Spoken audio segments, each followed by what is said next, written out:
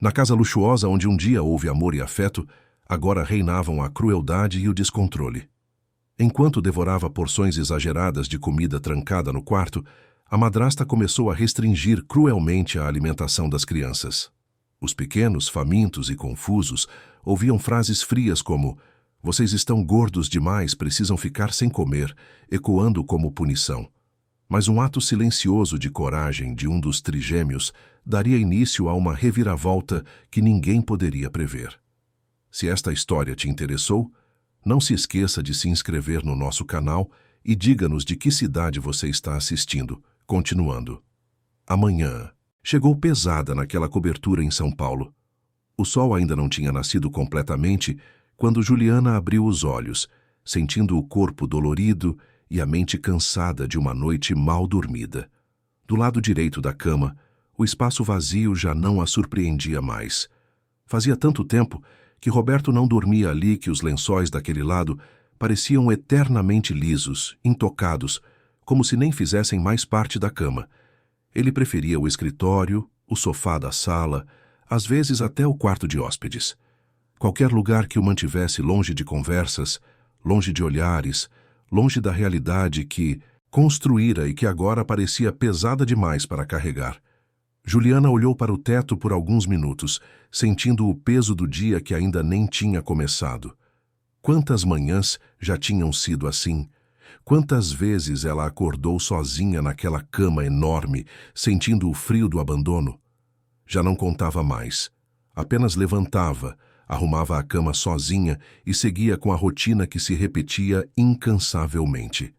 Era como se sua vida tivesse virado um ciclo automático, sem surpresas, sem alegrias, apenas obrigações cumpridas uma atrás da outra. Ela se levantou devagar, passou a mão no rosto e caminhou até o quarto das crianças. Abriu a porta com cuidado, tentando não fazer barulho. Lá estavam os três, enroladinhos nos lençóis, ainda mergulhados em sonhos que ela esperava serem melhores do que a vida acordada que levavam. Pedro, Lucas e Gabriela. Trigêmeos de apenas 5 anos que cresceram rápido demais em meio a uma casa cheia de silêncios. Juliana ficou parada na porta por alguns minutos, só observando. A respiração calma deles era o único som que ainda a acalmava naquele apartamento imenso. Ali, naquele momento, eles pareciam tão pequenos, tão frágeis, tão dependentes dela para tudo. E ela sabia, no fundo do coração, que era só isso que a mantinha de pé. Os três. Sempre os três. Havia um tempo em que aquela casa significava conquista. Um tempo em que Roberto chegava com flores, com sorrisos cansados, mas sinceros, com planos para o fim de semana. Ele falava sobre levar as crianças ao parque, sobre fazer um piquenique, sobre passar o domingo inteiro em família. Juliana lembrava desses momentos como quem lembra de um filme antigo, aqueles que a gente assiste e acha bonito, mas sabe que não é real. Porque agora, olhando para trás, ela se perguntava se aquilo realmente tinha acontecido ou se era apenas uma ilusão que ela mesma criou para suportar o presente. Agora, tudo o que restava eram compromissos anotados em agendas digitais, mensagens frias no celular e a presença constante de uma ausência que machucava mais do que qualquer palavra. Roberto vivia em outro mundo, um mundo de reuniões, contratos, viagens internacionais e jantares de negócios. Ele saía de madrugada e voltava de madrugada. E mesmo quando estava fisicamente presente, sua mente estava longe, ocupada com planilhas, estratégias e números que Juliana nunca entendia e que ele nunca se dava ao trabalho de explicar. Roberto Andrade. Era um nome conhecido no mercado financeiro. Começou do zero, como ele mesmo gostava de contar em entrevistas. Veio de uma família simples, estudou em escola pública, trabalhou desde cedo e foi subindo degrau por degrau até construir um império de consultoria empresarial que atendia grandes corporações de todo o país. Suas palestras lotavam auditórios, suas opiniões eram publicadas em revistas de negócios e ele caminhava pelos corredores de hotéis 5 estrelas como quem pertencia àquele mundo de vidro, aço e poder. O problema é que quanto mais ele crescia ali fora, mais ele diminuía ali dentro. Era como se O sucesso tivesse consumido o homem que ele era e deixado apenas uma casca vazia, preocupada apenas com a próxima conquista profissional. Juliana preparou o café da manhã enquanto escutava o despertador tocar no quarto dos trigêmeos. Em instantes, a casa encheu de barulho, de vida, de movimento. Pedro correu até a cozinha de pijama com o cabelo todo bagunçado, pedindo suco de laranja. Lucas reclamou que não queria acordar, que estava com sono, que queria ficar mais um pouquinho na cama. E Gabriela, sempre a mais carinhosa, abraçou a mãe com força, ainda com os olhos sonolentos, e deu um beijo molhado no rosto dela. Era sempre assim. Correria, grito, bagunça, pedidos simultâneos, brigas por causa de brinquedo, choro porque alguém pegou a caneca errada. E era sempre Juliana quem organizava tudo. Sempre ela quem escutava, acalmava, ensinava, resolvia. O pai? Bem, o pai não estava ali. Naquele dia, como em todos os outros, Roberto já tinha saído cedo. Juliana nem ouviu quando ele saiu. Deve ter sido antes das 5 da manhã. Tinha uma reunião importante, ou um voo para o Rio de Janeiro, ou um almoço com investidores estrangeiros. Sempre havia algo mais importante do que estar ali com eles. Juliana nem se lembrava da última vez que ele tinha sentado à mesa com os filhos para tomar café. A última vez que perguntou como tinha sido o dia deles na escola. A última vez que ajudou a colocar um para dormir, ou leu uma história antes de apagar a luz, ou simplesmente ficou ali presente, sem olhar para o celular. Ela tentou lembrar da última vez que Roberto olhou para ela com atenção de verdade. Não aquele olhar rápido, distraído, que ele dava quando passava correndo pela sala, mas um olhar de verdade, um olhar que dizia que ele ainda se importava. Um olhar que dizia que ela ainda existia para ele, e ela não conseguiu lembrar. Talvez fizesse mais de um ano. Talvez mais. O tempo tinha ficado confuso naquela rotina de abandono disfarçado de sucesso. Depois de vestir as 3 crianças, arrumar as mochilas, verificar se tinham levado o lanche e colocar todo mundo no carro, Juliana levou os trigêmeos para a escola. O trajeto era sempre o mesmo. Pedro cantava músicas do desenho favorito, Lucas ficava quieto olhando pela janela, e Gabriela fazia 1000 perguntas. Mamãe, por que o céu é azul? Mamãe, por que aquele cachorro está sozinho na rua? Mamãe, o papai vai jantar com a gente hoje? E essa última pergunta sempre doía, porque Juliana nunca sabia o que responder. Às vezes dizia que sim, para não decepcionar. Outras vezes era honesta e dizia que o pai estava viajando. Mas a verdade é que, mesmo quando ele estava em casa, ele não jantava com eles. Estava sempre ocupado. Depois de deixar as crianças na escola, Juliana voltou para casa e se sentou no sofá da sala. A empregada, Dona Célia, já tinha chegado e começado a arrumar os quartos. Tudo funcionava perfeitamente naquela casa. A limpeza estava sempre em dia, as roupas lavadas e passadas, a geladeira sempre cheia, os brinquedos organizados, a casa era impecável, mas o vazio continuava ali, firme, ocupando cada cômodo, cada canto, cada silêncio. Juliana pegou o celular e viu uma mensagem de Roberto enviada às 6 da manhã. Viajei para Brasília para reunião com cliente novo. Volto na sexta. Nada de bom dia. Nada de perguntar pelos filhos. Nada de saber se ela estava bem. Apenas um aviso protocolar como um funcionário avisando o chefe de uma ausência. Ela nem respondeu. Para quê? Ele não ia ler mesmo. E se lesse, não ia se importar. Juliana respirou fundo e olhou pela janela enorme da sala. Lá embaixo, São Paulo fervilhava. Carros engarrafados na avenida, pessoas andando apressadas nas calçadas, vida acontecendo em ritmo acelerado. E ela ali, dentro daquele apartamento de 300 metros quadrados, que mais parecia uma prisão de vidro e mármore. Uma prisão linda, mas prisão mesmo assim. Quantas vezes ela tinha tentado conversar com Roberto? Quantas vezes tinha pedido para ele estar mais presente, para ele olhar para os filhos, para ele lembrar que tinha uma família? Quantas vezes ouviu promessas vazias que nunca se cumpriam? Juliana, eu sei, estou trabalhando muito agora, mas depois as coisas vão melhorar. Juliana, é só mais esse projeto. Depois eu tiro férias e a gente viaja. Juliana, Você não entende a pressão que eu tenho. Precisa ter paciência. As respostas para essas perguntas já não importavam. O que importava era o que ela sentia naquele momento: solidão, cansaço e algo novo que começava a crescer dentro dela. Uma raiva silenciosa, um desconforto que se transformava em clareza. Ela se levantou e caminhou pela casa. Passou pelo escritório de Roberto, onde ele ficava trancado nas poucas vezes que estava ali. Passou pelo quarto do casal, que há tempos não era mais de um casal. Passou pela cozinha, onde Dona Célia preparava o almoço, e em cada cômodo ela se sentia mais sozinha. Como era possível se sentir tão sozinha dentro de uma casa tão grande? À noite, quando colocou as crianças para dormir, Juliana se permitiu chorar. Não era um choro de desespero. Não era um choro de quem pede socorro. Era um choro de quem estava começando a entender que algo precisava mudar. Ela limpou as lágrimas, foi até o quarto e sentou na cama. Pensou em ligar para Roberto, mas sabia que seria inútil. Ele estava ocupado. Sempre estava. Ou pior, estava ocupado com coisas que ela nem imaginava. Foi então que ela decidiu fazer algo diferente. Pegou o notebook, abriu um documento em branco e começou a escrever. Escreveu sobre tudo o que sentia. Sobre a solidão que a sufocava mesmo estando cercada de gente.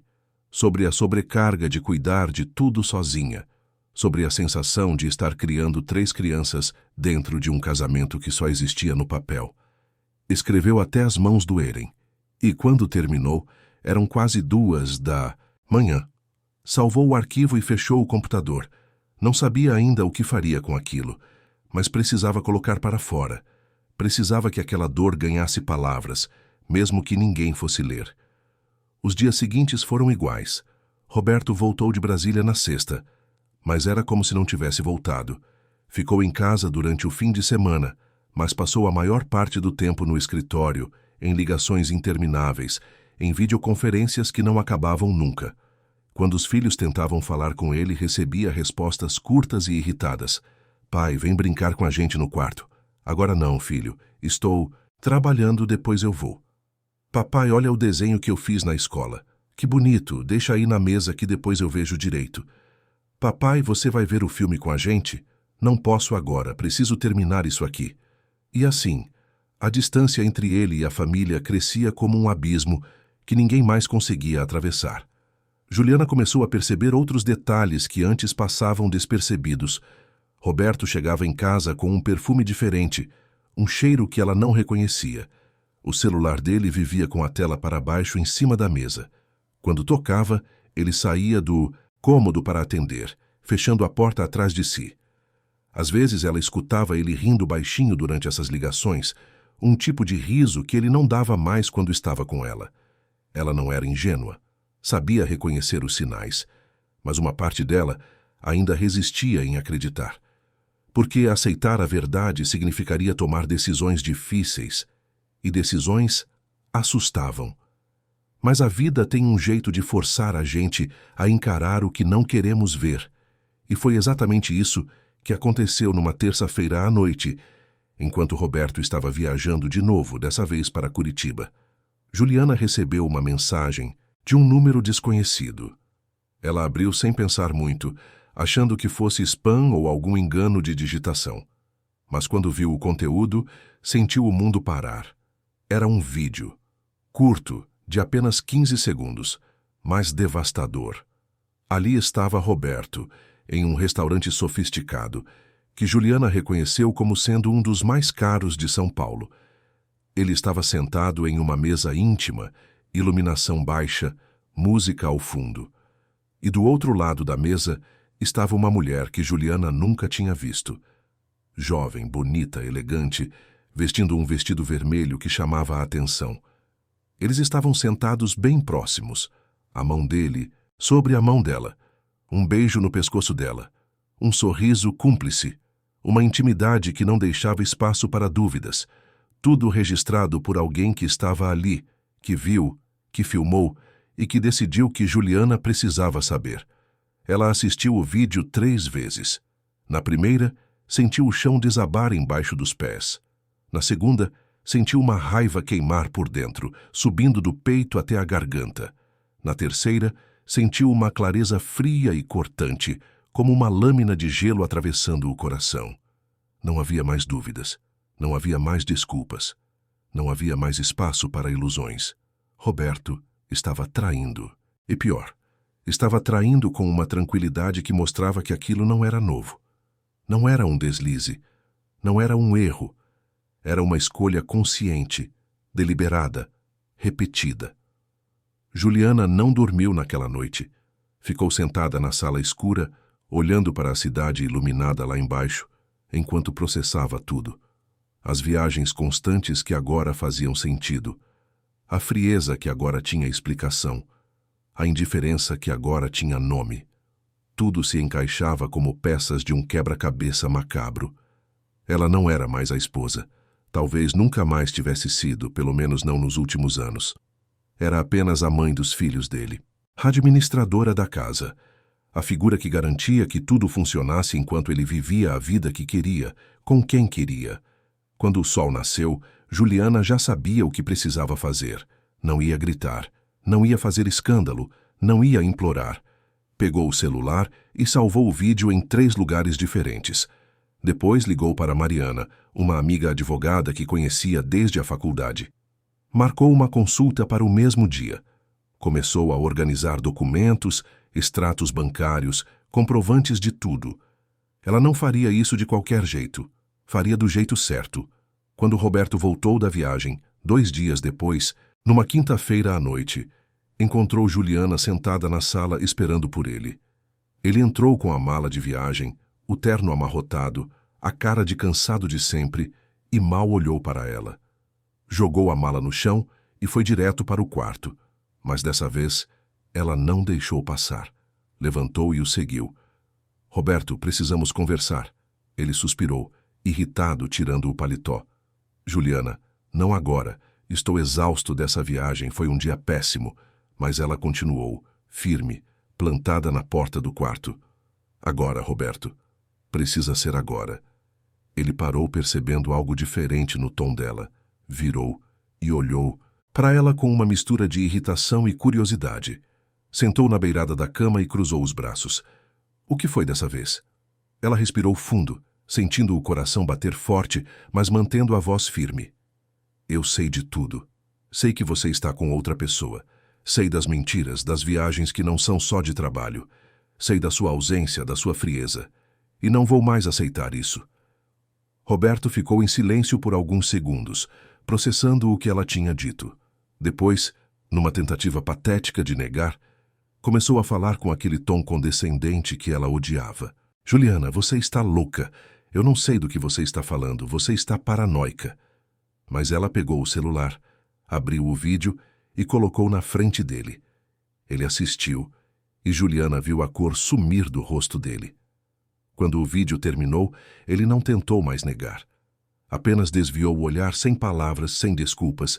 Juliana continuou, e cada palavra saía mais firme do que a anterior. Eu quero o divórcio. Vou sair dessa relação e levar nossos filhos comigo. Você pode ficar com seu império, com suas viagens, com sua amante, com sua vida perfeita de mentiras. Mas não vai mais me usar como peça de decoração nessa farsa. Não vai mais fingir que somos uma família enquanto me trata como se eu fosse invisível. Roberto levantou da cama e, pela primeira vez em muito tempo, Juliana viu emoção no rosto dele. Mas não era arrependimento, não era vergonha, era raiva, raiva pura. Ele deu um passo na direção dela e falou baixo, mas com um veneno nas palavras que ela nunca tinha escutado antes. Você acha que vai levar meus filhos? Você não tem a menor ideia do que eu posso fazer. Eu tenho recursos, Juliana. Tenho os melhores advogados de São Paulo. Tenho poder. Tenho influência. Se você quiser guerra, vai ter. Mas não pense por um segundo que vai sair dessa com as crianças. Elas ficam comigo. A ameaça ficou no ar, pesada, real, assustadora. Juliana sentiu o medo subir pela garganta. Pela primeira vez desde que tomou a decisão, ela sentiu que talvez tivesse subestimado com quem estava lidando, mas não recuou. Levantou o queixo, Olhou nos olhos dele pela última vez naquela noite e disse, com uma firmeza que vinha de algum lugar profundo dentro dela, então que seja guerra. E saiu do quarto, deixando Roberto sozinho com suas ameaças, seu orgulho ferido e sua raiva. Ela não sabia ainda o que viria pela frente. Não imaginava até onde ele seria capaz de ir. Mas uma coisa ela sabia. Não voltaria atrás. A decisão estava tomada. E o que quer que acontecesse dali em diante, ela enfrentaria. Pelos filhos, por ela mesma, pela dignidade que ainda restava. Os dias que se seguiram àquela noite foram os mais difíceis da vida de Juliana. Roberto saiu de casa no dia seguinte, levando apenas algumas roupas e o notebook. Não houve despedida, não houve conversa. Ele simplesmente pegou suas coisas e foi embora, deixando para trás um silêncio que parecia mais pesado do que qualquer palavra. As crianças perceberam que algo estava diferente, mas eram pequenas demais para entender completamente o que estava acontecendo. "Mamãe, cadê o papai?" Gabriela perguntou na hora do jantar. "Ele está viajando, meu amor", respondeu Juliana, mesmo sabendo que aquela mentira não duraria muito tempo. Juliana marcou uma reunião com Mariana, sua amiga advogada, para a segunda-feira seguinte. Levou todos os documentos que conseguiu reunir, incluindo o vídeo que tinha recebido, extratos bancários, comprovantes de despesas e até mesmo as mensagens frias que Roberto mandava. Mariana analisou tudo com cuidado e deu um suspiro pesado. "Juliana, vou ser honesta com você. Isso não vai ser fácil. Roberto tem muito dinheiro e muito poder. Ele pode contratar os melhores advogados do país. Pode prolongar esse processo por anos se quiser. E provavelmente vai tentar usar todos os recursos possíveis para ficar com a guarda das crianças." Juliana sentiu o estômago revirar. "Mas eu sou a mãe delas. Eu cuidei delas desde que nasceram. Ele nunca esteve presente. Como ele pode querer ficar com elas agora?" Mariana olhou para ela com uma mistura de compaixão e realismo. Porque ele pode. E porque homens como ele odeiam perder. Isso não é sobre as crianças, Juliana. É sobre controle. É sobre ego. E Mariana estava certa. 2 semanas depois de Juliana entrar com o pedido de divórcio, Roberto respondeu com uma ação pedindo a guarda exclusiva dos 3 filhos. A justificativa apresentada por seus advogados era absurda, mas tecnicamente bem construída. Alegavam que Juliana tinha episódios de instabilidade emocional, que não tinha condições financeiras de sustentar as crianças sozinha, que vivia isolada sem rede de apoio. Cada palavra era uma mentira cuidadosamente elaborada para parecer verdade. Juliana leu a petição com as mãos tremendo. Como ele podia fazer aquilo? Como podia mentir daquela forma, distorcer a realidade, usar a lei para machucar? Ela ligou para Mariana desesperada. "Eles estão dizendo que eu sou instável, que eu não tenho condições. Isso é mentira, Mariana, você sabe que é mentira." "Eu sei", respondeu a advogada, "mas eles têm recursos para fazer parecer verdade. Vamos precisar de testemunhas, de documentos, de provas concretas, e vamos precisar estar preparadas para uma guerra longa." A guerra começou de forma brutal. Roberto contratou um dos escritórios de advocacia mais renomados de São Paulo, especializado em casos difíceis e em vitórias a qualquer custo. O advogado principal, Dr. Henrique Castelo, era conhecido por sua habilidade em manipular narrativas e criar versões convenientes da verdade. Ele entrevistou pessoas que mal conheciam a família. Conseguiu depoimentos enviesados de funcionários que dependiam financeiramente de Roberto. Apresentou laudos psicológicos questionáveis que pintavam Juliana como uma pessoa emocionalmente fragilizada. Durante os primeiros meses do processo, Juliana se viu em uma montanha-russa emocional que parecia não ter fim. Precisava comparecer a audiências onde era interrogada sobre sua vida, suas escolhas, sua capacidade de ser mãe. Precisava ouvir acusações mentirosas sem poder gritar que tudo aquilo era uma farsa. Precisava manter a calma diante dos filhos, que começavam a perceber que algo muito sério estava acontecendo. As crianças ficaram confusas. Pedro começou a fazer xixi na cama, algo que não acontecia há mais de 1 ano. Lucas ficou mais quieto. mais retraído, passava horas brincando sozinho no quarto. E Gabriela, a mais sensível dos três, começou a ter pesadelos. Acordava no meio da noite chorando, chamando pela mãe, dizendo que tinha medo de que ela fosse embora também. Juliana abraçava os três, consolava, prometia que nunca ia abandoná-los. Mas, no fundo, ela mesma tinha medo de não conseguir cumprir essa promessa. Roberto, por sua vez, começou a aparecer mais na vida das crianças. Não porque realmente se importava, mas porque seus advogados o orientaram a criar uma imagem de pai presente. Ele buscava os trigêmeos na escola uma vez por semana. Levava para tomar sorvete, comprava brinquedos caros, tirava fotos e postava nas redes sociais com legendas emotivas sobre ser pai. Tudo calculado, tudo estratégico, tudo falso. Juliana via aquilo e sentia uma mistura de raiva e impotência. Ela conhecia Roberto. Sabia que aquele interesse repentino era apenas teatro para impressionar o juiz. Mas as crianças não sabiam. Para elas, o pai que sempre foi ausente, de repente estava ali, dando atenção, comprando presentes. E isso as confundia ainda mais. Em uma das audiências, o juiz perguntou diretamente aos advogados de Roberto que provas eles tinham da suposta instabilidade emocional de Juliana.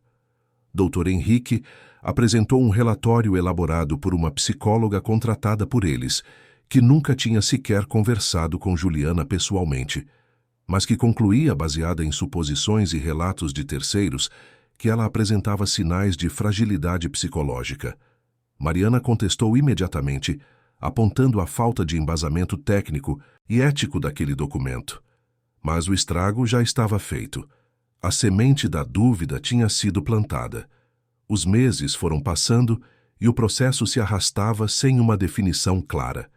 Juliana começou a vender algumas joias que tinha guardado para pagar os honorários de Mariana. O dinheiro estava acabando. Roberto, por outro lado, parecia ter recursos ilimitados para sustentar aquela batalha. A cada semana, uma nova petição era protocolada. A cada mês, uma nova alegação era feita. Era uma guerra de desgaste, e ele sabia disso. Foi então que aconteceu o que Juliana mais temia.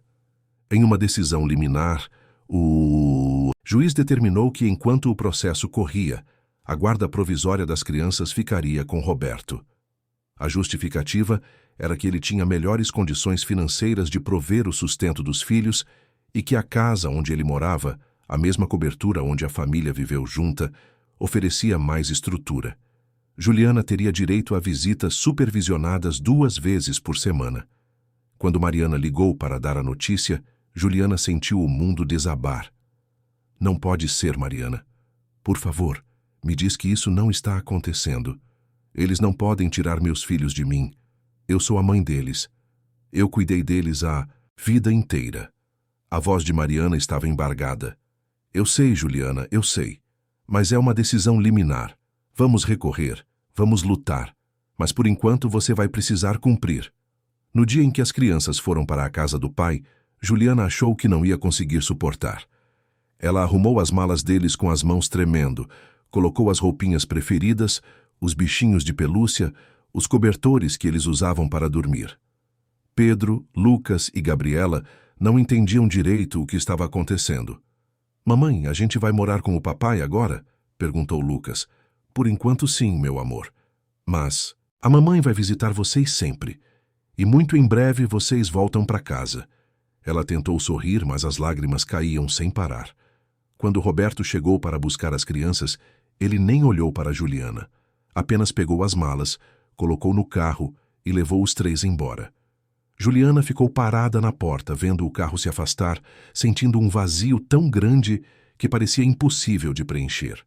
Entrou em casa e a sensação foi devastadora. A casa estava em silêncio.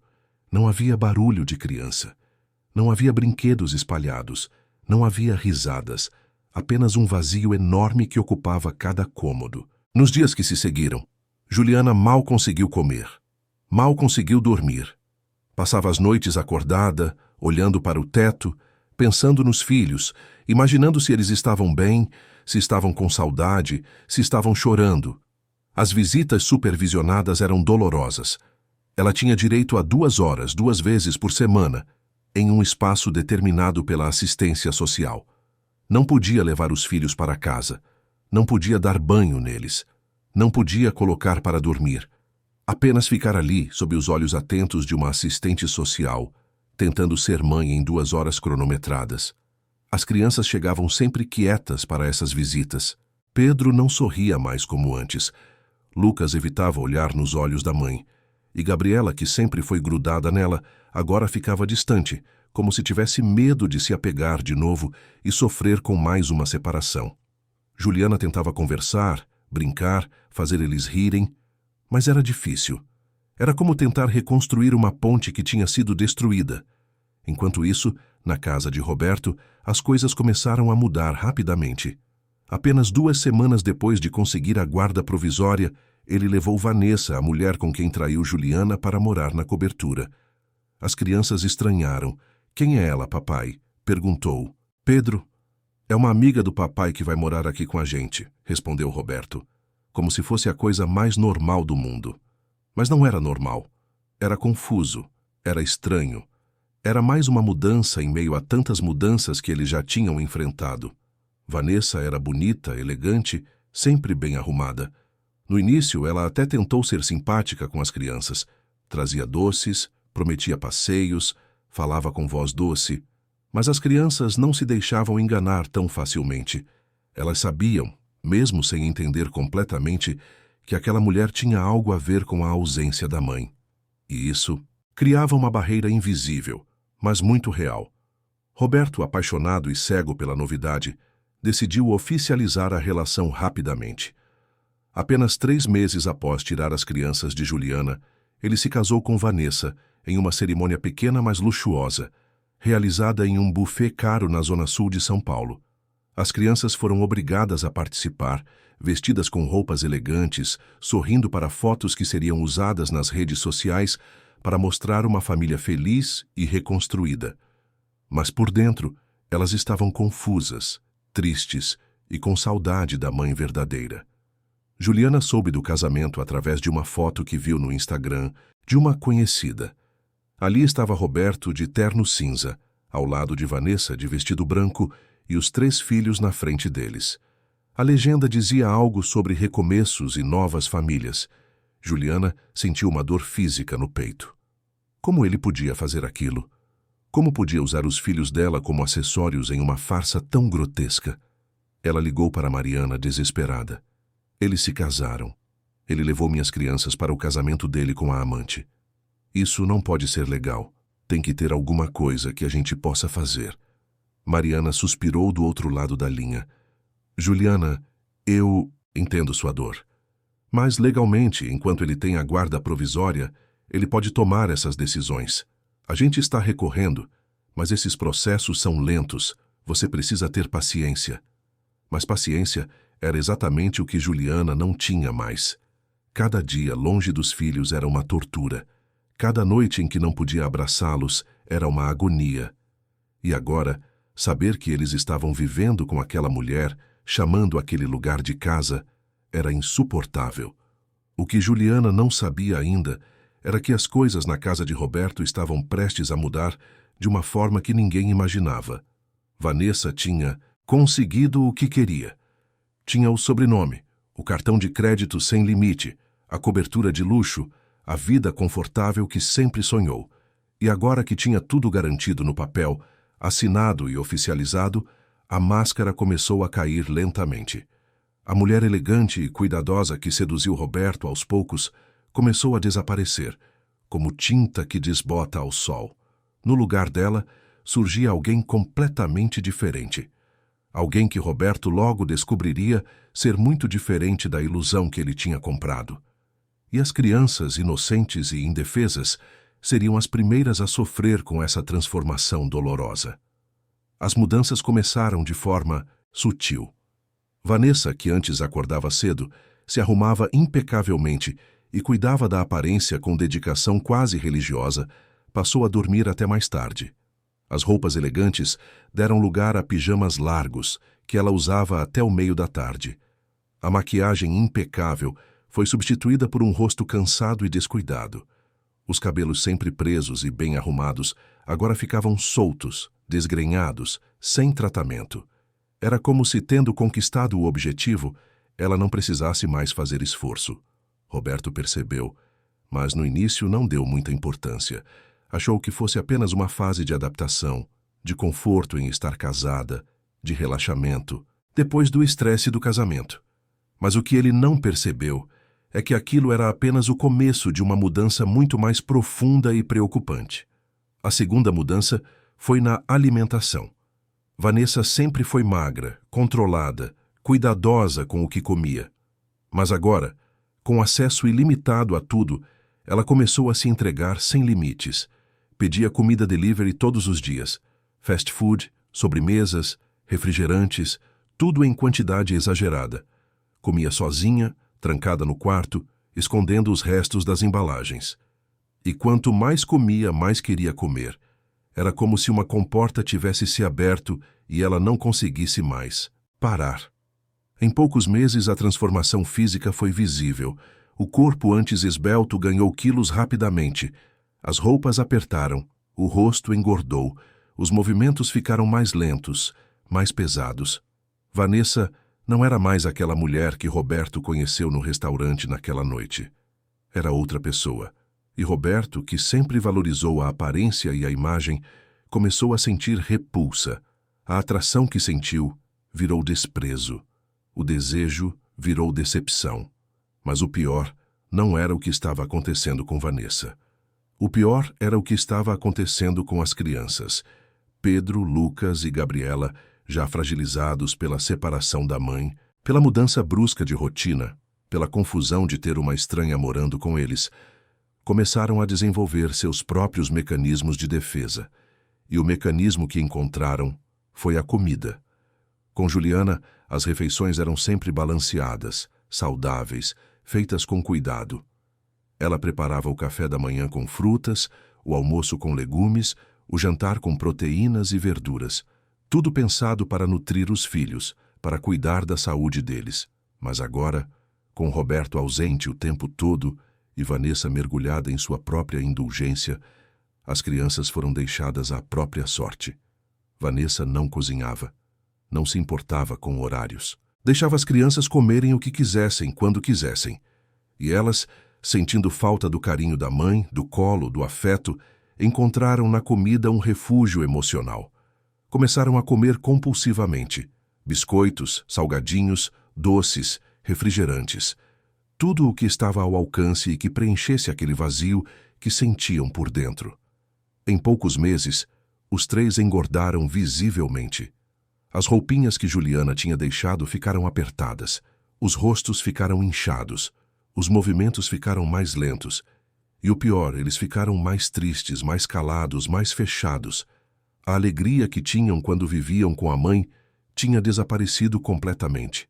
Agora, eram apenas 3 crianças perdidas em uma casa grande demais, sem afeto, sem cuidado, sem amor. Durante as raras visitas que Juliana tinha direito, ela percebeu as mudanças. Na primeira vez que viu os filhos depois de 2 meses sem conseguir visitá-los por conta de problemas burocráticos do processo, ela quase não os reconheceu. Meu Deus, o que fizeram com vocês? As palavras saíram antes que ela pudesse segurar. Pedro estava com o rosto redondo, as bochechas inchadas. Lucas tinha engordado tanto que parecia outra criança, e Gabriela, sua menininha, estava irreconhecível. Juliana tentou conversar com ele sobre isso, mas eles desviavam o assunto. Não queriam falar sobre a casa do pai. Não queriam falar sobre Vanessa. Não queriam falar sobre nada. Apenas queriam ficar ali, no colo da mãe, aproveitando aquelas 2 horas que pareciam passar em segundos. Quando Juliana questionou Roberto sobre o ganho de peso das crianças, ele foi evasivo. São crianças, Juliana. Crianças engordam e emagrecem. Você está vendo o problema onde não tem. Mas ela sabia que tinha. Ela era mãe, conhecia os filhos e sabia que aquilo não era normal. Aquilo era reflexo de alguma coisa muito errada. O que Juliana não sabia é que as coisas na casa de Roberto estavam prestes a piorar ainda mais, porque Vanessa, Depois de ganhar peso e perder completamente a aparência que tinha antes, começou a sentir um ressentimento profundo. Ressentimento de si mesma, da situação e principalmente das crianças. Aquelas 3 crianças que olhavam para ela com estranheza, que claramente preferiam a mãe, que não a respeitavam como figura de autoridade. E quando Roberto começou a fazer comentários sobre a aparência dela, quando começou a compará-la com o que ela era antes, quando começou a demonstrar o desprezo que sentia, o ressentimento de Vanessa se transformou em raiva. Raiva que ela não podia direcionar para Roberto, porque dependia dele financeiramente. Raiva que ela não podia direcionar para si mesma, porque não tinha coragem de mudar. Então, ela direcionou para os únicos que não podiam se defender, as crianças. A crueldade começou de forma velada, comentários maldosos sobre o peso deles. Olha como vocês estão gordos. A mãe de vocês não ensinava a ter vergonha? Comparações com outras crianças. O filho da vizinha é tão bonito, tão magrinho, tão bem comportado. Não como vocês. E aos poucos as palavras foram minando a autoestima das 3 crianças que já estavam tão fragilizadas. Mas as palavras foram apenas o começo, porque quando Roberto, em uma discussão acalorada, jogou na cara de Vanessa que ela tinha se transformado em alguém irreconhecível, que tinha perdido toda a beleza e elegância que a tornavam atraente, ela decidiu tomar uma atitude cruel e covarde. Se eu engordei, as crianças vão emagrecer. Vou cuidar da saúde delas. E esse cuidado, que deveria ser amoroso, virou punição. Vanessa começou a controlar rigidamente a alimentação dos trigêmeos. Enquanto ela própria comia sem limites, escondia comida das crianças, servia pratos minúsculos, trancava a geladeira, escondia os lanches. E quando eles reclamavam de fome, ela dizia com frieza: "Vocês estão gordos, precisam emagrecer. Aguentem." A fome que as crianças sentiam não era apenas física, era emocional também. Fome de comida, fome de amor, fome de cuidado. E ninguém ali estava disposto a saciar nenhuma dessas fomes. Roberto, mergulhado em seus negócios e em seu arrependimento silencioso de ter se casado com Vanessa, não percebia o que estava acontecendo. Ou talvez percebesse, mas preferia ignorar. Era mais fácil assim, mais confortável, menos trabalhoso, e as crianças, sem voz, sem poder, sem defesa, iam sofrendo caladas, esperando por um milagre que parecia nunca chegar. Um milagre que tinha nome e endereço. Um milagre que estava lutando incansavelmente do outro lado da cidade, juntando forças, buscando justiça, sem desistir nunca. Juliana. Juliana não desistia. Mesmo nos dias mais escuros, mesmo quando o cansaço parecia insuportável, mesmo quando o dinheiro quase acabava e a esperança parecia cada vez mais distante, ela continuava lutando. Vendia o que podia para pagar os advogados. Aceitou trabalhar como consultora de marketing digital em casa, fazendo trabalhos freelance que mal pagavam as contas, mas que pelo menos a mantinham ocupada durante as noites em claro. Cada centavo que ganhava era guardado para a batalha judicial. Cada documento era organizado meticulosamente. Cada audiência era preparada com dedicação absoluta. Mariana, sua advogada, tinha se tornado mais do que apenas uma profissional. Era uma amiga, uma aliada, alguém que acreditava na justiça mesmo quando o sistema parecia falhar. Elas passavam horas estudando jurisprudência, buscando precedentes, procurando brechas na defesa de Roberto. "Vamos conseguir, Juliana. Eu sei que parece impossível agora, mas a verdade sempre vem à tona. Sempre." Mariana repetia essas palavras como um mantra, tentando manter viva a esperança de ambas. Enquanto isso, na cobertura em São Paulo, a vida das 3 crianças ia de mal a pior. O ambiente que deveria ser de cuidado e proteção tinha se transformado em um lugar hostil e sufocante. Vanessa, cada vez mais ressentida e cruel, tratava Pedro, Lucas e Gabriela com uma frieza que machucava tanto quanto qualquer agressão física. Ela controlava cada movimento deles, cada pedaço de comida, cada minuto do dia. As refeições viraram momentos de tensão. Enquanto Vanessa se servia generosamente, enchendo o prato com tudo o que via pela frente, as crianças recebiam porções ridiculamente pequenas. Um pedaço minúsculo de frango, 2 colheres de arroz, uma folha de alface. Isso é mais do que suficiente para vocês. Olhem como estão gordos. Precisam emagrecer. As palavras saíam com um desprezo que as crianças sentiam como facadas invisíveis. Pedro, que sempre foi o mais ousado dos 3, tentava reclamar. Tia, estou com fome. Mas Vanessa o cortava com rispidez. Não sou sua tia. E você não está com fome, está com gula. Aprenda a diferença. Lucas tentava pegar comida escondido da geladeira à noite, mas Vanessa tinha colocado um cadeado. Gabriela, a menor e mais sensível, apenas chorava baixinho no travesseiro todas as noites, com saudade da mãe, com fome, com tristeza. Roberto continuava ausente. Passava a maior parte do tempo no escritório ou em viagens. Quando estava em casa, trancava-se no quarto ou no escritório, evitando tanto Vanessa quanto as crianças. O casamento que ele pensou que seria perfeito tinha se tornado um pesadelo do qual ele não sabia como sair. Ele via o estado das crianças, percebia que algo estava errado, mas preferia fingir que não via. Era mais fácil assim, menos complicado, menos trabalhoso. As discussões entre Roberto e Vanessa se tornaram frequentes. Ele a acusava de ter se transformado completamente, de ter perdido todo o cuidado com a aparência de ter enganado ele desde o início. Você não é mais a mulher que eu conheci. Olha para você. Você se deixou ir completamente. Vanessa revidava com a mesma moeda. E você acha que é o quê? Um marido exemplar? Você mal fica em casa.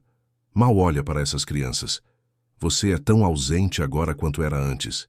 Foi durante uma dessas discussões, em uma noite de quinta-feira, que aconteceu o momento que mudaria tudo. Roberto e Vanessa estavam no quarto, gritando um com o outro. A discussão tinha começado porque ele fez um comentário sobre o peso dela e ela retrucou lembrando que ele nunca tinha sido presente para os filhos. As vozes ecoavam pela casa inteira. As crianças, assustadas, se trancaram no quarto delas, abraçadas uma na outra. Pedro, sempre o mais observador, percebeu algo diferente naquela noite. O celular do pai tinha ficado em cima da mesa da sala. Roberto sempre carregava o telefone para todo lado, mas na pressa de entrar no quarto para discutir com Vanessa, ele tinha esquecido. O aparelho estava ali, desbloqueado, abandonado. Pedro olhou para os irmãos. Tinha que fazer alguma coisa. Eles não podiam mais viver daquele jeito. Não. Podiam mais aguentar a fome, a tristeza, a falta da mãe. Ele saiu do quarto com cuidado, pisando na ponta dos pés. Os gritos continuavam vindo do quarto de Roberto. Pegou o celular com as mãos tremendo e voltou correndo para o quarto. Lucas e Gabriela olharam para ele com os olhos arregalados. — O que você vai fazer? — sussurrou Lucas. — Vou ligar para a mamãe — respondeu Pedro, com uma determinação que surpreendeu até ele mesmo.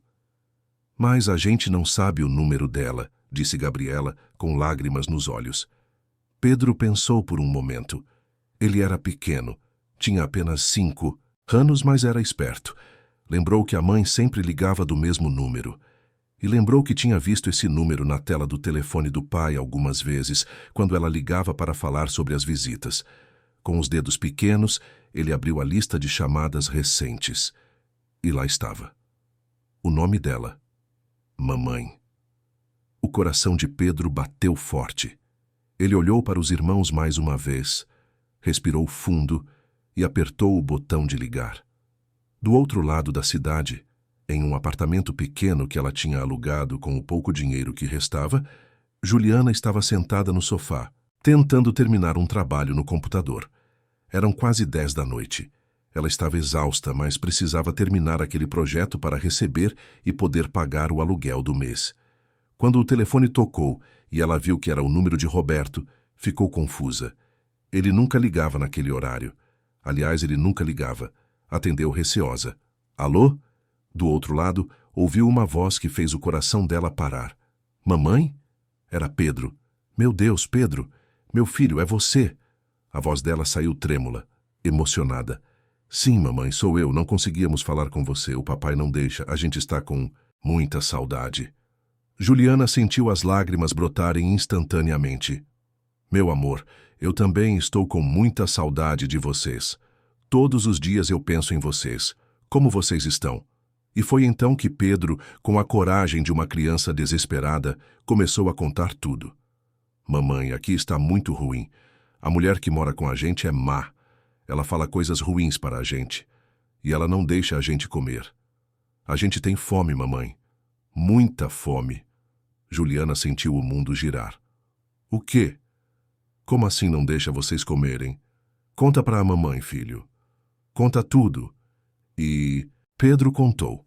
Contou sobre as porções minúsculas de comida, sobre a geladeira trancada, sobre os comentários cruéis, sobre a ausência do pai, sobre as noites em que eles choravam de fome e de saudade. Lucas pegou o telefone também e confirmou tudo. Gabriela, chorando, só conseguia dizer: mamãe, mamãe, vem buscar a gente, por favor. Juliana estava destruída, mas ao mesmo tempo, uma força que ela não sabia que tinha começou a surgir dentro dela. Escutem bem, meus amores. A mamãe vai buscar vocês, eu prometo. Vou fazer tudo o que estiver ao meu alcance para tirar vocês daí. Vocês são fortes, são corajosos. Aguentem só mais um pouquinho, está bem? Eu amo vocês mais do que tudo nesse mundo. A ligação durou menos de 5 minutos. Pedro desligou quando ouviu passos se aproximando.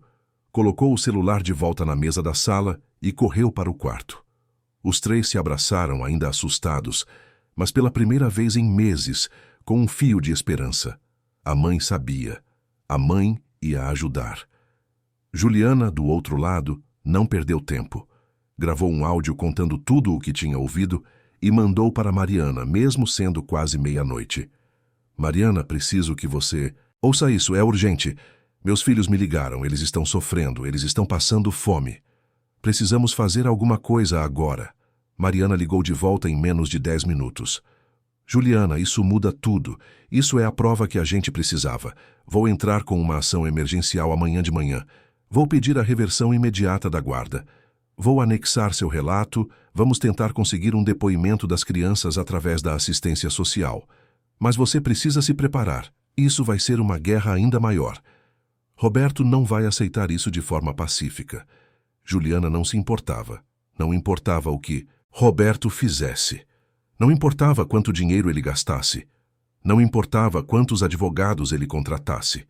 Ela ia lutar. Ia lutar com tudo o que tinha e com o que não tinha. Porque eram seus filhos. Porque eles estavam sofrendo. E porque nenhuma mãe se rende quando seus filhos precisam dela. Se você estivesse no lugar de Juliana, faria o que ela fez ou teria tomado outro caminho? Nos conte nos comentários. Na manhã seguinte, Mariana entrou com uma petição de urgência no processo. Anexou o relato detalhado de Juliana sobre a ligação. Solicitou uma inspeção imediata na residência de Roberto. Pediu que as crianças fossem ouvidas por uma psicóloga especializada em casos de guarda. E o mais importante, solicitou a reversão imediata da guarda com base em indícios de negligência e maus tratos emocionais. O juiz, ao ler a petição, determinou que fosse realizada uma visita surpresa à casa de Roberto naquela mesma semana. Uma equipe da assistência social foi designada para avaliar as condições em que as crianças estavam vivendo. Roberto foi notificado, mas não teve tempo de preparar nada. A visita seria sem aviso prévio. Quando a equipe chegou na cobertura em uma tarde de quarta-feira, encontraram um cenário que confirmava todas as suspeitas. As crianças estavam visivelmente acima do peso saudável, mas ao mesmo tempo demonstravam sinais de privação alimentar. A geladeira estava trancada com um cadeado. Quando questionada, Vanessa tentou justificar dizendo que era para controlar a alimentação das crianças por questões de saúde. Mas a assistente social não se convenceu. As crianças foram entrevistadas separadamente. Pedro, com a sinceridade típica de uma criança de 5 anos, contou tudo. Lucas confirmou. Gabriela, chorando, disse que queria voltar para a mamãe. Os relatos eram consistentes, detalhados e emocionalmente carregados. Não havia dúvida de que algo estava profundamente errado naquela casa. Depois da visita, Roberto tentou fazer o controle de danos. Demitiu Vanessa? Não. Continuou com ela, mas começou a fingir que estava mais presente. Começou a chegar mais cedo em casa, a jantar com as crianças, a perguntar sobre o dia delas na escola. Tudo muito tarde, tudo muito forçado, tudo muito falso. 2 semanas depois da visita da assistência social, o juiz marcou uma audiência urgente. Juliana estava preparada. Mariana tinha organizado todas as provas, todos os relatos, todas as evidências. Do outro lado, Roberto e seus advogados tentavam minimizar a situação, alegando que era tudo um mal-entendido, que Juliana estava manipulando os fatos. Mas a verdade tem uma força que mentira nenhuma consegue vencer. A psicóloga que entrevistou as crianças apresentou um laudo técnico detalhado. As crianças demonstram sinais claros de sofrimento emocional, privação afetiva e negligência. O ambiente em que vivem atualmente não oferece as condições adequadas para seu desenvolvimento saudável. Recomendo a reversão da guarda para a genitora. Roberto ficou pálido. Seus advogados tentaram contra-argumentar, mas não havia o que argumentar contra a realidade. As provas estavam ali, os relatos estavam ali, a verdade estava ali. O juiz, depois de ouvir tudo, tomou uma decisão que mudaria tudo. Determino a reversão imediata da guarda das 3 crianças para a genitora, Juliana. O genitor terá direito a visitas supervisionadas até segunda determinação. A decisão é imediata e irrecorrível neste momento.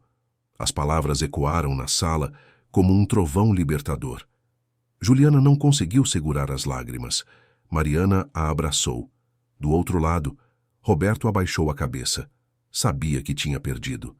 Perdido não apenas a guarda, perdido a confiança dos filhos, perdido a chance de ser um pai presente, perdido tudo por orgulho, por vaidade, por escolhas erradas. Quando Juliana foi buscar os filhos naquela tarde, foi o reencontro mais emocionante que ela já viveu. Os 3 correram para os braços dela, chorando, rindo, abraçando. Mamãe, você voltou mesmo. Eu disse que voltaria, meus amores. E dessa vez, ninguém mais vai nos separar, nunca mais. Ela os levou para o apartamento pequeno que tinha alugado. Não era uma cobertura luxuosa. Não tinha piscina nem sala de cinema. Não tinha quartos enormes nem vista panorâmica da cidade. Era um apartamento simples, de 2 quartos, em um bairro mais afastado do centro de São Paulo. Mas tinha algo que a cobertura nunca teve. Tinha amor, tinha cuidado, tinha presença. Tinha uma mãe que escolhia estar ali, todos os dias acordando cedo e dormindo tarde, dedicando cada minuto do seu tempo para ver os filhos sorrirem novamente. Aos poucos, as feridas começaram a cicatrizar. Não era um processo rápido, não era fácil. As crianças carregavam marcas profundas do que viveram. Pedro tinha pesadelos quase todas as noites. Acordava assustado, chamando pela mãe, com medo de que ela tivesse ido embora de novo. Juliana corria para o quarto, o abraçava forte e repetia como um mantra: "Estou aqui, meu amor, não vou a lugar nenhum, você está seguro. Estamos todos seguros, agora." Lucas, que sempre foi o mais quieto, tinha desenvolvido um medo silencioso de que a comida fosse acabar. Escondia biscoitos embaixo do colchão. Guardava pedaços de pão no armário. Comia rápido demais, como se alguém fosse tirar o prato dele a qualquer momento. Juliana percebeu e, com paciência infinita, foi mostrando para ele que não precisava ter medo. "A geladeira está sempre cheia, meu filho. Você pode comer quando tiver fome. Ninguém vai tirar comida de você." Levou semanas até que Lucas começasse a acreditar nisso, e Gabriela, a caçula, a mais sensível, tinha se tornado grudada na mãe, de um jeito que preocupava. Não queria ir para a escola, não queria dormir sozinha. Chorava sempre que Juliana saía de perto, mesmo que fosse só para ir ao banheiro. "Mamãe, não vá embora. Por favor, não me deixa." O medo do abandono tinha se instalado tão profundamente nela que seria preciso muito tempo, muito amor e muita paciência para curar. Juliana buscou ajuda profissional. Levou as 3 crianças para uma psicóloga infantil especializada em trauma. As sessões foram difíceis no início. As crianças não queriam falar, não queriam lembrar, Mas aos poucos, com o ambiente seguro e acolhedor que a terapeuta oferecia, elas começaram a se abrir. Começaram a expressar a raiva, a tristeza, o medo, e isso foi fundamental para a recuperação delas. Juliana também começou a fazer terapia. Ela precisava processar tudo o que tinha vivido. A traição, a batalha judicial, a separação dos filhos, o medo de perdê-los para sempre. Tudo aquilo deixou marcas profundas nela também. E ela sabia que, para cuidar bem dos filhos, precisava cuidar de si mesma primeiro. Enquanto isso, a vida de Roberto seguia em direção oposta. O império que ele construiu com tanto esforço começou a ruir. Durante os meses em que esteve obcecado com o casamento, com as discussões com Vanessa, com a batalha pela guarda, ele negligenciou completamente os negócios. Reuniões foram perdidas. Contratos importantes não foram renovados. Clientes começaram a procurar outras consultorias. O que antes era uma empresa sólida e respeitada começou a apresentar sinais de instabilidade. Os sócios de Roberto começaram a questionar sua liderança. Ele estava ausente, estava disperso, estava cometendo erros que jamais cometeria no passado. As finanças da empresa começaram a ficar no vermelho. Funcionários foram demitidos. Escritórios foram fechados. O que levou anos para construir estava desmoronando em questão de meses. E Vanessa? Bem, Vanessa continuava lá. Não porque amava Roberto, não porque se importava com ele, mas porque dependia financeiramente. Enquanto houvesse dinheiro, ela ficaria. Mas o dinheiro estava acabando, e ela sabia disso. Já começava a fazer planos para o próximo passo. Já olhava para outros homens. Já calculava sua próxima jogada. Porque pessoas como Vanessa sempre têm um plano B. Roberto percebia tudo isso. Via o desprezo no olhar dela. Via o interesse dela apenas quando o assunto era dinheiro. Via que tinha sido usado, manipulado, enganado. Mas era tarde demais. O casamento era um erro. A vida que construiu era uma mentira.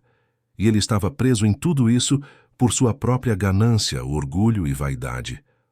As visitas supervisionadas com os filhos eram dolorosas para Roberto. As crianças não queriam ficar perto dele. Não confiavam mais. Quando ele tentava conversar, elas respondiam com monossílabos. Quando ele tentava abraçar, elas se afastavam. A conexão estava quebrada. E Roberto não sabia como consertar. Não sabia se era possível consertar. Pedro, em uma das visitas, olhou para o pai com uma maturidade assustadora para uma criança de 5 anos e disse: "Você escolheu ela em vez da gente. Você deixou ela ser má com a gente. E você não fez nada." As palavras saíram simples, mas cortaram Roberto como uma lâmina afiada. Ele tentou explicar, tentou justificar, mas as palavras soavam vazias até para ele mesmo. Enquanto isso, na casa de Juliana, a vida seguia com simplicidade, mas com alegria. As crianças voltaram a brincar, voltaram a rir. A alimentação foi normalizada aos poucos, com acompanhamento nutricional. O peso foi se regulando naturalmente. Os pesadelos foram diminuindo. A confiança foi sendo reconstruída tijolo por tijolo. Juliana arrumou um emprego melhor, em uma empresa de marketing que permitia trabalho híbrido. Isso dava mais flexibilidade para estar presente na vida dos filhos. Ela levava e buscava na escola, ajudava com a lição de casa, fazia jantar todas as noites, conversava sobre o dia deles. Estava ali, presente, sempre. As crianças começaram a fazer novos amigos na escola. Pedro entrou para o time de futebol. Lucas descobriu que gostava de desenhar. Gabriela começou a fazer aulas de balé. A vida estava voltando ao normal. Um normal simples, mas verdadeiro. Um normal feito de pequenas alegrias, de rotina, de presença. Juliana também começou a se reconstruir. Aceitou sair com as amigas de vez em quando. Voltou a se arrumar. Voltou a sorrir. A cicatriz da traição e de tudo o que viveu ainda estava ali, mas já não sangrava mais. Era apenas uma marca do passado, uma lembrança do que ela superou. Um dia, meses depois de ter recuperado a guarda dos filhos, Juliana estava na cozinha preparando o jantar quando Gabriela veio correndo e abraçou suas pernas. "Mamãe, eu te amo muito. Você é a melhor mãe do mundo. Juliana se abaixou, pegou a filha no colo e sentiu as lágrimas virem. Lágrimas de gratidão, lágrimas de alívio, lágrimas de vitória. Eu também te amo, minha pequena, e vou estar sempre aqui, sempre. Naquela noite, depois de colocar as 3 crianças para dormir, Juliana se sentou no sofá pequeno da sala e olhou ao redor. O apartamento não era grande, os móveis não eram novos, não tinha luxo, mas tinha paz, tinha amor, tinha verdade. E ela percebeu que tinha vencido, não porque recuperou os filhos apenas, mas porque recuperou a si mesma, porque mostrou para os filhos que o amor verdadeiro não desiste, que a verdade sempre encontra um caminho, que nenhum poder, nenhum dinheiro, nenhuma influência é maior do que o amor de uma mãe. E pela primeira vez em muito tempo, Juliana dormiu tranquila, com a certeza de que o pior tinha passado e que dali em diante só restava reconstruir, e ela estava pronta para isso, mais forte, mais sábia, mais corajosa, porque havia enfrentado o inferno e saído vitoriosa, porque havia lutado contra tudo e todos, e porque no final o amor venceu, como sempre vence. 1 ano se passou desde que Juliana recuperou a guarda dos filhos, 1 ano de reconstrução, de cura, de aprendizado. As crianças tinham mudado completamente, não eram mais aqueles pequenos assustados, tristes e confusos que ela buscou naquela tarde emocionante. Eram crianças felizes, saudáveis, seguras. Pedro voltou a ser aquele menino brincalhão e curioso que sempre foi. Lucas descobriu um talento incrível para desenho e passava horas criando histórias em quadrinhos. E Gabriela tinha voltado a sorrir aquele sorriso que iluminava qualquer ambiente. Juliana olhava para os 3 e sentia uma gratidão profunda. Não tinha sido fácil, longe disso. Houve noites em que o dinheiro acabou e ela não sabia como ia pagar o aluguel do mês seguinte. Houve momentos em que o cansaço era tão grande que ela achava que ia desmoronar. Houve dias em que a saudade da vida confortável que tinha antes aparecia como uma sombra tentadora. Mas então ela olhava para os filhos, via eles rindo, via eles brincando, via eles sendo simplesmente crianças, e sabia que tinha feito a escolha certa. A vida seguia com simplicidade, mas com plenitude. Juliana acordava todos os dias às 6 da manhã, preparava o café da manhã com carinho, levava as crianças para a escola, trabalhava o dia inteiro, buscava na escola. Ajudava com as lições, fazia o jantar, conversava sobre o dia, colocava para dormir. Era uma rotina cansativa, sim, mas era uma rotina cheia de amor, e isso fazia toda a diferença. No trabalho, Juliana tinha se destacado. Sua dedicação e competência chamaram a atenção dos superiores e ela recebeu uma promoção. Não era um salário milionário como o que Roberto ganhava. Não permitia luxos extravagantes, mas dava para viver com dignidade, dava para pagar as contas, dava para comprar roupas novas para as crianças quando precisassem, dava para fazer um passeio no parque nos fins de semana. E isso era mais do que suficiente. As crianças se adaptaram perfeitamente à nova vida. No início, houve estranhamento. Pedro perguntava por que não moravam mais naquela casa grande. Lucas sentia falta de alguns brinquedos que tinham ficado para trás. Gabriela queria saber se um dia voltariam a ter uma casa com piscina, mas Juliana sempre respondia com honestidade e carinho. A gente tem o que precisa, meus amores. Temos uma casa quentinha, comida na mesa, roupas limpas e muito amor. O resto é só detalhe. Com o tempo, as crianças entenderam que a felicidade não estava no tamanho da casa ou na quantidade de brinquedos. Estava na presença, na atenção, no cuidado, nos abraços de boa noite, nas histórias contadas antes de dormir, nas risadas na hora do jantar, nas conversas sobre o dia, em tudo aquilo que elas nunca tiveram na cobertura luxuosa, mas que tinham de sobra no apartamento simples. Enquanto isso, a vida de Roberto seguia em queda livre. O império que ele construiu com tanto esforço tinha desmoronado quase completamente. A empresa de consultoria, que um dia foi a mais respeitada de São Paulo, agora mal existia. Os clientes tinham ido embora, os sócios tinham se afastado. Os funcionários tinham sido demitidos, Restavam apenas algumas contas antigas que mal pagavam as despesas operacionais básicas. Roberto tinha perdido tudo: a reputação, o respeito, o dinheiro. E o mais doloroso, tinha perdido os filhos. As visitas supervisionadas continuavam acontecendo uma vez por mês, mas eram encontros vazios, constrangedores, dolorosos. As crianças iam por obrigação, não por vontade. Ficavam ali, quietas, respondendo perguntas com monossílabos, contando os minutos para voltar para casa. Para a casa de verdade. Para a mãe de verdade. Roberto tentava, levava presentes, propunha passeios, fazia perguntas sobre a escola. Mas tudo soava falso, forçado. As crianças percebiam e não se deixavam enganar. Pedro, em uma das visitas, olhou direto nos olhos do pai e disse com uma franqueza cruel: "Você não é meu pai de verdade. Você é só a pessoa que nos fez, mas quem cuida, quem ama, quem está sempre lá é a mamãe. Ela é nosso pai e nossa mãe ao mesmo tempo." As palavras doeram em Roberto mais do que qualquer fracasso profissional. Porque eram verdade. Porque ele sabia, no fundo, que tinha feito as escolhas erradas, que tinha priorizado as coisas erradas, que tinha valorizado o que não importava e negligenciado o que realmente tinha valor. E agora, era tarde demais para consertar. As pontes estavam quebradas. E ele não sabia como reconstruí-las. E Vanessa? Bem, Vanessa não ficou muito tempo ao lado de Roberto quando percebeu que o dinheiro tinha acabado. Ela aguentou enquanto ainda havia conforto, cartão de crédito sem limite e uma vida de facilidades.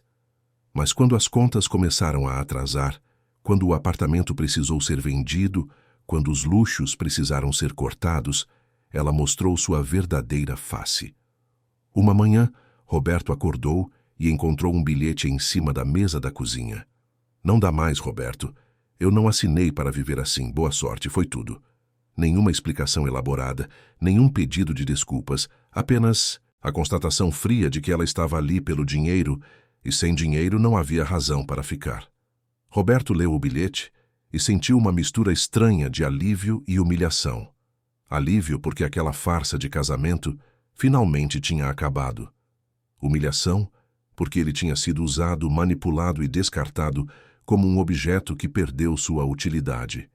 Ele se sentou no sofá vazio da sala vazia e olhou ao redor.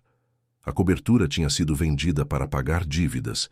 Agora ele morava em um apartamento pequeno, simples, sem luxos, sozinho, completamente sozinho. Nos meses que se seguiram, Roberto tentou recomeçar profissionalmente. Procurou emprego em outras empresas. Mandou currículos, fez entrevistas. Mas a reputação dele tinha sido manchada. As pessoas sabiam do fracasso da empresa, sabiam das escolhas ruins que ele fez. E ninguém queria arriscar contratar alguém que tinha destruído seu próprio império por negligência e arrogância. Ele conseguiu, eventualmente, um emprego como consultor júnior em uma empresa pequena. O salário era uma fração do que ele costumava ganhar. O escritório era apertado, sem luxos. Não havia mais viagens internacionais, hotéis 5 estrelas ou jantares em restaurantes sofisticados. Era uma vida comum, simples, de classe média trabalhadora. Era, ironicamente, a vida que Juliana estava vivendo e que era infinitamente mais feliz do que a dele. Roberto, nas noites solitárias do seu apartamento pequeno, se pegava pensando em tudo o que tinha perdido. Não o dinheiro, não a empresa, não o status, mas a família, os filhos, a chance de ter sido um pai presente, a oportunidade de ter construído memórias verdadeiras com aquelas 3 crianças que agora mal o reconheciam como pai. Ele lembrava das palavras de Juliana, ditas há tanto tempo atrás, quando ela pediu o divórcio. "Você pode ficar com seu império, com suas viagens, com sua vida perfeita de mentiras, mas não vai mais me usar como peça de decoração nessa farsa." E agora ele entendia. Ela tinha razão. Tudo aquilo era uma farsa, uma ilusão, uma mentira que ele contou para si mesmo e que custou tudo o que realmente importava. Em uma tarde chuvosa de sábado, Roberto estava andando pelas ruas de São Paulo quando viu algo que o fez parar. Do outro lado da rua, em uma pracinha pequena, estava Juliana com as 3 crianças. Eles estavam brincando debaixo de uma árvore, rindo, correndo, se divertindo. Juliana estava sentada em um banco, sorrindo, observando os filhos, com aquele olhar de mãe que transborda amor. Roberto ficou parado ali, escondido atrás de uma banca de jornal, só observando. As crianças estavam tão felizes, tão leves, tão saudáveis. Pedro corria atrás de Lucas tentando pegar. Gabriela fazia uma coreografia inventada. E Juliana aplaudia, incentivava, participava. Era uma cena simples, mas era uma cena cheia de vida, cheia de amor, cheia de verdade. E Roberto percebeu com uma clareza dolorosa que ele nunca fez parte daquilo. Nunca esteve presente naqueles momentos simples, nunca brincou com os filhos no parque, nunca se sentou só para observá-los ser crianças. Sempre estava ocupado demais, importante demais, atarefado demais, e agora via o que tinha perdido. E doía. Doía mais do que qualquer outra coisa que ele já tinha sentido. Juliana levantou do banco e chamou as crianças. É hora de ir, meus amores. Vamos para casa fazer um chocolate quente. As três correram para ela, cada uma pegando uma mão, e foram embora andando pela calçada, rindo, conversando, juntos, uma família de verdade. Roberto continuou parado ali, vendo eles se afastarem até desaparecerem na esquina. E então, pela primeira vez em muito tempo, ele chorou. Chorou por tudo o que perdeu. Chorou por todas as escolhas erradas. Chorou pela vida que poderia ter tido e que destruiu com suas próprias mãos. Chorou porque entendeu, tarde demais, que nenhum império, nenhum dinheiro, nenhum sucesso profissional vale mais do que o amor de uma família. Mas para Juliana e as crianças, aquele era apenas mais um sábado normal. Um sábado de passeio no parque, de risadas, de chocolate quente em casa, de filmes assistidos juntos no sofá pequeno, de abraços e conversas antes de dormir. Era um sábado simples, mas era um sábado feliz, e essa era a verdadeira vitória. Nos anos que se seguiram, a vida de Juliana continuou sua trajetória ascendente. Ela recebeu novas promoções no trabalho. Conseguiu alugar um apartamento um pouco maior, com 3 quartos, para que cada criança tivesse seu próprio espaço. As crianças cresceram fortes, saudáveis, equilibradas. Pedro se tornou um menino responsável e protetor dos irmãos.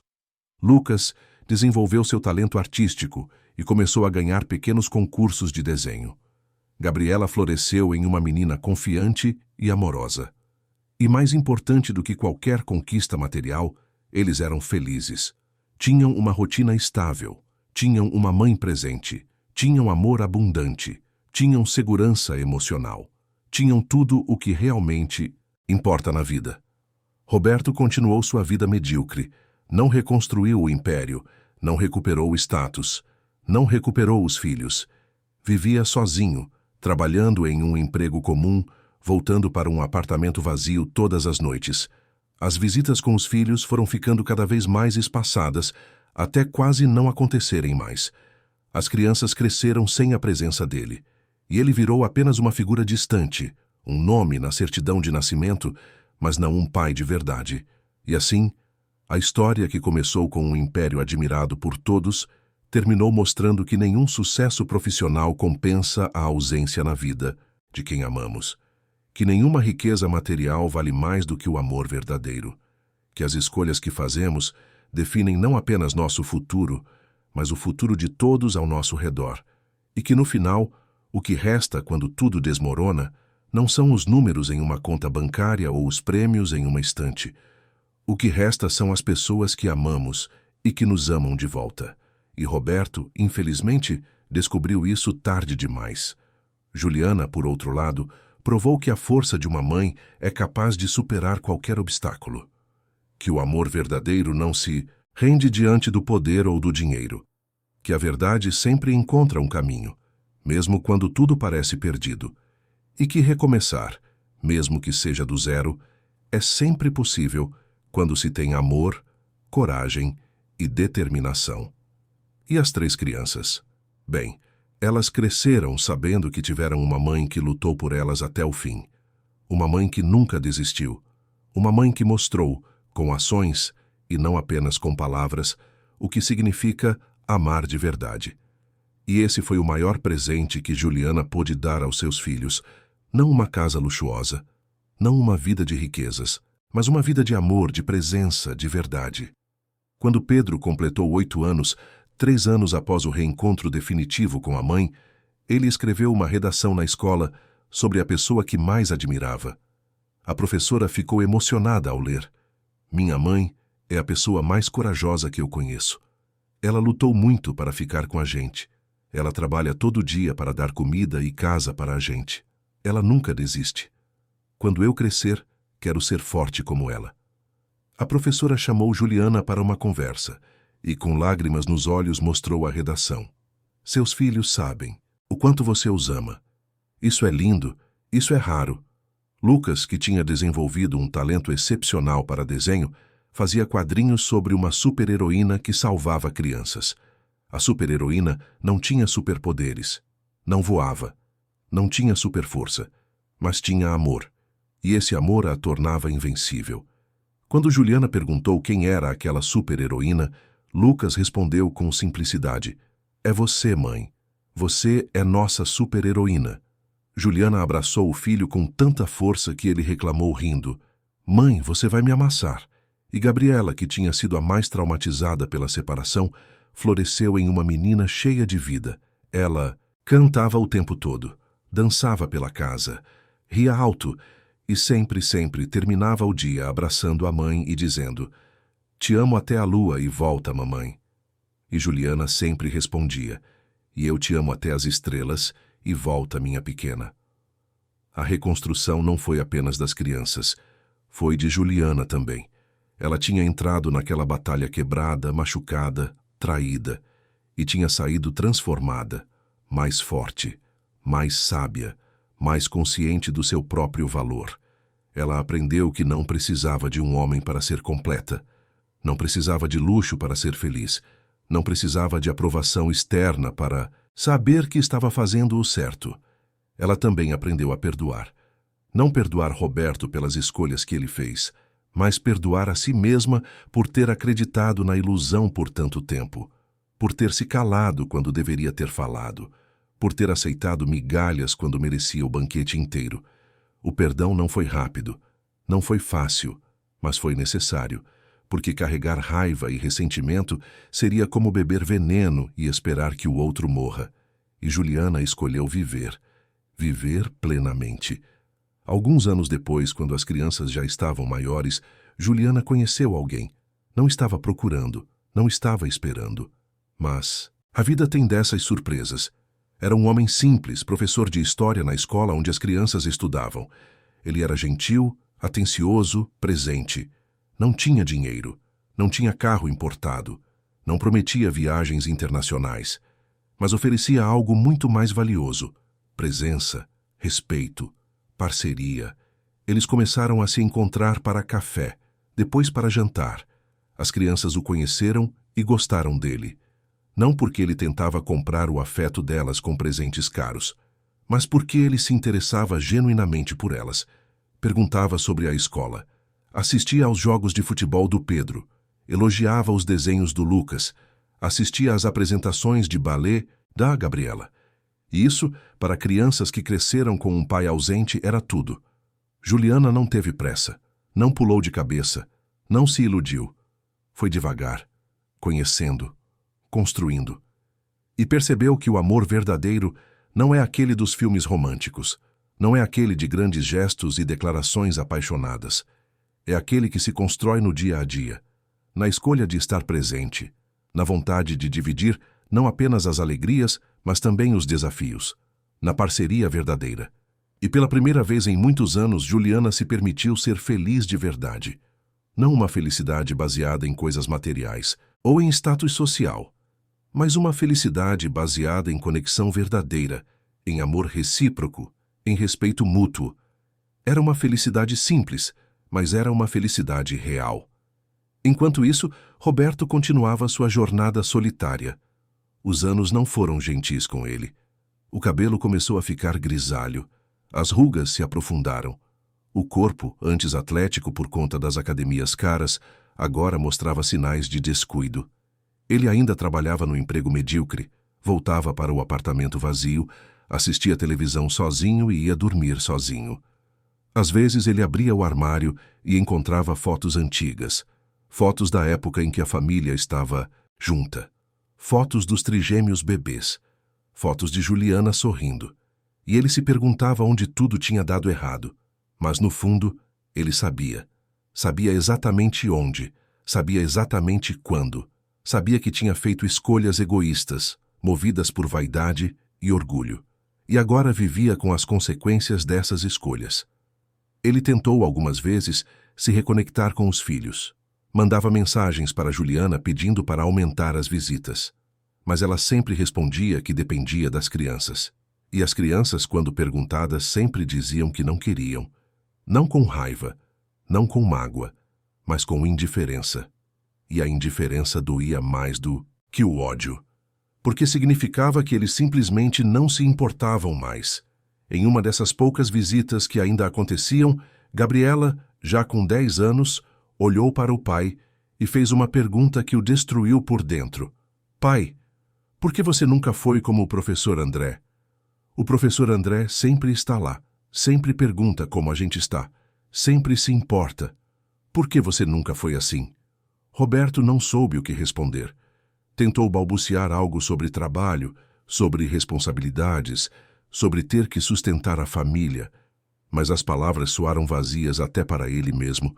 Gabriela apenas assentiu e voltou a brincar com os irmãos. Não havia acusação na voz dela, não havia mágoa.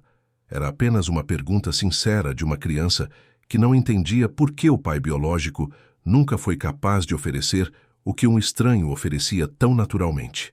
E essa pergunta inocente cortou Roberto mais fundo do que qualquer acusação poderia cortar. Nos anos seguintes, as visitas se tornaram cada vez mais raras até praticamente pararem. As crianças cresceram sem o pai, celebraram aniversários sem ele, tiveram conquistas sem ele, enfrentaram desafios sem ele e aprenderam que família não é definida por laços de sangue, mas por laços de amor, presença e dedicação. Pedro se tornou um adolescente responsável e maduro. Ajudava a mãe em casa, cuidava dos irmãos mais novos, estudava com dedicação. Sonhava em fazer faculdade de engenharia, e quando as pessoas perguntavam sobre o pai dele, ele respondia com simplicidade: "Meu pai é professor de história." Se referindo ao André, o homem que tinha entrado na vida deles e assumido o papel que Roberto nunca quis assumir. Lucas desenvolveu seu talento artístico e ganhou uma bolsa de estudos em uma escola de artes. Seus desenhos eram profundos, emocionais, cheios de significado. Muitos deles retratavam a força feminina, a resiliência, a capacidade de reconstruir. Quando perguntavam sobre a inspiração, ele sempre dizia: "Minha mãe. Ela me ensinou que a gente pode renascer das cinzas." E Gabriela se tornou uma menina autoconfiante e feliz. Fazia balé, tocava violão, tinha muitas amigas. Era alegre, comunicativa, amorosa. Não carregava mais as cicatrizes da separação. Elas tinham se transformado em lições, em força, em sabedoria precoce sobre o que realmente importa na vida. Juliana olhava para os três e sentia um orgulho que não cabia no peito. Ela tinha feito. Contra todas as probabilidades, contra todo o poder e dinheiro que Roberto tinha usado contra ela, contra um sistema que muitas vezes favorece quem tem mais recursos em vez de quem tem mais amor. Ela tinha lutado, tinha resistido, tinha vencido. E a vitória não foi apenas recuperar a guarda dos filhos. Foi criar 3 seres humanos íntegros, emocionalmente saudáveis, capazes de amar e serem amados. Foi provar para si mesma que era mais forte do que imaginava. Foi reconstruir sua vida do zero e criar algo melhor do que o que tinha antes. Foi encontrar o amor verdadeiro depois de ter sido traída. Foi transformar a dor em crescimento. Roberto, por outro lado, vivia com os fantasmas do que poderia ter sido. Passava pelas ruas de São Paulo e via pais brincando com os filhos nos parques, via famílias jantando juntas nos restaurantes, via casais de mãos dadas e sentia uma pontada no peito. Porque poderia ter sido ele, Poderia ter tido tudo aquilo, mas escolheu errado, priorizou errado, valorizou errado. E o pior de tudo é que ele não podia nem culpar ninguém além de si mesmo. Não foi Juliana que destruiu a família. Não foram as circunstâncias, não foi o destino, foi ele. Suas escolhas, suas prioridades, sua incapacidade de ver o que realmente importava até que fosse tarde demais. E assim, os anos continuaram passando.